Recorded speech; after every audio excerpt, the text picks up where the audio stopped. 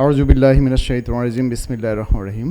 মাসতুল foundation কর্তৃক আয়োজিত আজকের জাকাত কনফারেন্সের শেষ অধিবেশনে জাকাতের যে শরিয়া দিকগুলোকে উপস্থাপন করেছেন, তার আগে আমরা জাকাত ম্যানেজমেন্ট ফাউন্ডেশন এমআর ফাউন্ডেশনের বর্তমানে কর্মরত আছেন, তিনি তার অর্থনৈতিক বিষয়গুলো সম্পর্কে আলোচনা করেছেন। আমাদের সমাজসেবা অধিদপ্তরের মহাপরিচালক মহোদয় আমাদের সরকারের যে কার্যক্রমগুলো অংশ এখানে আপনারা আমি অত্যন্ত অভিভূত যে মাসতুল ফাউন্ডেশন জাকাত বিষয়ে দিনব্যাপী একটি চমৎকার কনফারেন্সের আয়োজন করেছে।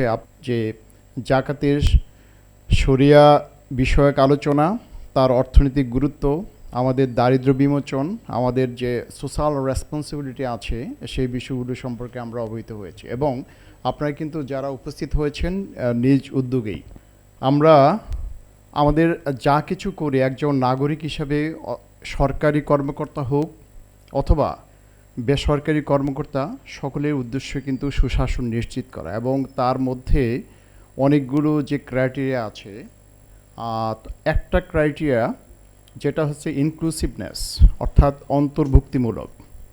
আমরা যদি সাধারণ একদম যারা পিছিয়ে পড়া মানুষ আছে তাদেরকে মেইন স্ট্রিমিং না করতে পারি, তাহলে কিন্তু আমাদের দায়িত্ব কখনো সেই দায়িত্ব পালন হবে না একজন হিউম্যান বিইং হিসাবে।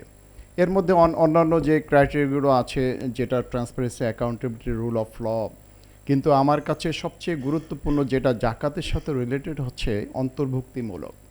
এবং এই কারণেই আল্লাহ তাআলা যে কোরআনে প্রথমেই বলেছেন আমাদের সৃষ্টির যে উদ্দেশ্য, প্রথম কিন্তু আমাদেরকে তৈরি করেছেন খলিফা হিসাবে, তার প্রতিনিধি হিসাবে। এখানে অনেক মাখলুকাত আছে, কিন্তু তার যে প্রতিনিধি হিসেবে, খলিফা হিসেবে তৈরি করেছেন। তারপরে আমরা কিন্তু আল্লাহর বান্দা হিসেবে বিভিন্ন ধরনের দায়িত্ব পালন করি। এবং এটা কেন যে জাকাতের যে অর্থনৈতিক গুরুত্ব, এটা কেন যে কোরআনের মধ্যে যে একটি আয়াত আছে যে এমন কোনো প্রাণী নাই যার জন্য আল্লাহ তাআলা তার রিজিককে নির্ধারিত করে দেয় না। এখন আমরা দেখতে পাচ্ছি আফ্রিকা, গাজার অধিবাসী বিভিন্ন লোকজন না খেয়ে অনাহারে, এমনও লোক আছে তারা শুধুমাত্র রমজানে এক বেলা খুবই একটা রুটিকে সারাদিন রোজা রেখে তারপরে শুধু এক গ্লাস পানি রুটি খায়। তাহলে আমরা যারা ভালো অবস্থানে আছি, আমাদের দায়িত্বগুলো কী? ওই যে কোরআনের যে বিষয়গুলো আল্লাহ তাআলা বর্ণনা করেছেন যে প্রত্যেকের জন্য কিন্তু তার রিজিক রয়েছে। ওই মানুষ যে আপনার একদম এখানে শায়েখ যে বর্ণনা করেছেন, যারা ফকির অর্থাৎ আল্ট্রা পুয়ার, যদি জাতিসংঘের ভাষায় আমরা বলি, ইউএনডিপির ডেফিনেশন অনুযায়ী $1.25 যার ন্যূনতম ইনকাম, তাদেরকে বলা হয় হতদরিদ্র। এই ধরনের মানুষের সংখ্যা কিন্তু এখনও বাংলাদেশে প্রায় 10%। এবং মডারেট পুয়ার যারা আছে, অর্থাৎ সাধারণ মানুষ যারা চলতে পারে, এই ধরনের 20%। আমরা যারা বিভিন্ন সুযোগ সুবিধা অ্যাভেল করছি, সরকারি হোক বেসরকারি হোক, আমাদের তাদের জন্য কি দায়িত্ব, সেই বিষয়গুলো কিন্তু কোরআনের ওই যে আয়াতের মধ্যে কিন্তু নিহিত আছে। আমাদেরকে তাদের জন্য কিন্তু বিভিন্ন সহায়তা প্রদান করতে হবে। এটা আমাদের রেসপন্সিবিলিটি, এই জন্য কিন্তু ফরজ করা হয়েছে। এবং আমরা যদি দেখি যে ইসলামের যে মৌলিক বিষয়গুলো আছে, প্রথমে নামাজ এবং দ্বিতীয় হিজরিতে সম্ভবত জাকাত ফরজ করা হয়েছে। এবং সেখানে যেন মানুষ সম্পদকে কুক্ষিগত করা না হয়। এবং একটা প্রশিক্ষণে আমি সুইডেন গিয়েছিলাম 2006-তে। সেখানকার যে সিস্টেমটা হলো আপনার ট্যাক্সেশন সিস্টেমে হলো প্রোগ্রেসিভ সিস্টেম, যে যত বেশি আপনার আয় করবে তার তত বেশি ট্যাক্স। এবং এই কারণে কিন্তু খুব ধনীর সংখ্যা খুব একটা নাই, কারণ তার যত বেশি আপনার ইনকাম হবে তত বেশি তার ট্যাক্স। তো আজকে যে ইনক্লুসিভ সিস্টেমের কথা বলেছি, আমাদের মূল উদ্দেশ্য কী?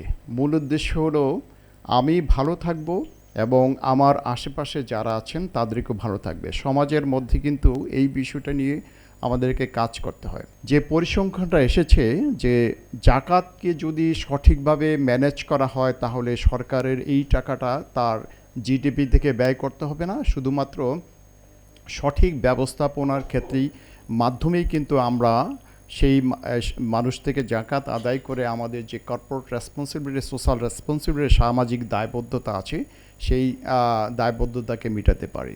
তাহলে এর জন্য কি প্রয়োজন? প্রাতিষ্ঠানিক আমাদেরকে একটা সিস্টেমের মধ্যে জাকাতকে নিয়ে আসতে হবে।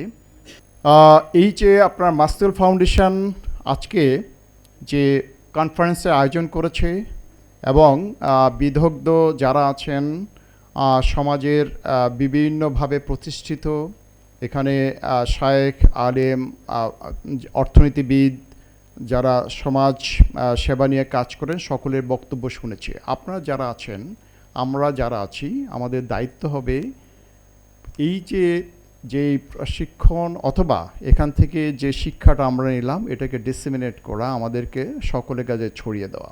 মাস্তুল ফাউন্ডেশন এই অংশটা করেছেন। আমরা দেখতে পাচ্ছি যারা আছেন উদ্যোগী খুবই ছোট আকারে। যদি ভবিষ্যতে ওনারা আমাদের সহায়তা চান তাহলে কিন্তু আমরা বড় আকারে এই ধরনের কনফারেন্সে আয়োজন করতে পারি। এটা কিন্তু খুবই একটা চমৎকার উদ্যোগ তাদের, যদি এই বিষয়টাকে মানুষের কাছে আরও ব্যাপকভাবে এই জাকাতের গুরুত্ব, জাকাতের অর্থনৈতিক গুরুত্ব, সামাজিক গুরুত্ব, দারিদ্র্য বিমোচন, কিভাবে আমি অন্যের প্রতি সিম্পেথাইজ হব, পুরো বিষয়গুলোকে আমাদেরকে আরও বেশি তুলে ধরতে হবে। তাহলেই কিন্তু, কারণ আমাদের দেশের মানুষ বিভিন্নভাবে বিচ্ছিন্নভাবে জানে বিষয়টাকে, কিন্তু একটা সিস্টেমেটিক ওয়েতে প্রাতিষ্ঠানিকভাবে তাদের কাছে কিন্তু মেসেজগুলো এখনও পৌঁছে নেয়। আমাদের দেশের ফসলি যদি সেচের মাধ্যমে হয় তাহলে তার 10% এবং সেচ 5% এবং সেচ ছাড়া যদি হয় তাহলে 10%, এবং এটা কিন্তু এখনও আমাদের জন্য বহাল আছে। এই বিষয়গুলো কিন্তু আমাদেরকে আনতে হবে, কারণ এটা একটা ফরজ, এবং আমাদেরকে যদি মানুষকে অবহিত না করি তাহলে আমাদের দায়িত্ব সম্পর্কে কিন্তু আমরা অবহিত হব না। তো আমি আজকের এই কনফারেন্সে এসে যে আলোচনা শুনলাম, এটা আমার কাছে, আমি খুব মনোযোগ দিয়ে শুনেছি, আমার কাছে ভালো লেগেছে। আপনাদের অনেকগুলো প্রশ্ন এসেছে, সেই প্রশ্নগুলো সম্পর্কেও আমিও নিজের যে ঋদ্ধ হলাম, নিজেকে আরও সমৃদ্ধ করতে পেরেছি। মাস্তুল ফাউন্ডেশনকে ধন্যবাদ জানাচ্ছি, এবং তারা যে সাহসী করেছে যে গাজাতে আমাদের যে সমস্ত নিগৃহীত ভাইয়েরা আছেন, ইসরায়েল কর্তৃক তাদের বাড়িঘরকে একদম চূর্ণ বিচূর্ণ করে দিয়েছে, সেই সাহসী ভূমিকা পালন করেছেন। এই জন্য তাদেরকে আমাদের পক্ষ থেকে অভিনন্দন। এবং যারা সমাজের বিত্তবান আছেন অথবা আমরা যারা সরকারিভাবে বিভিন্ন পলিসি সহায়তা দিতে পারি, আমাদেরকে অবশ্যই মাস্তুল ফাউন্ডেশনকে সেই সহায়তা প্রদান করতে হবে। আমি সকলকে আবারও এই চমৎকার আয়োজনের জন্য ধন্যবাদ জানিয়ে আমার বক্তব্য শেষ করছি। আল্লাহ হাফেজ।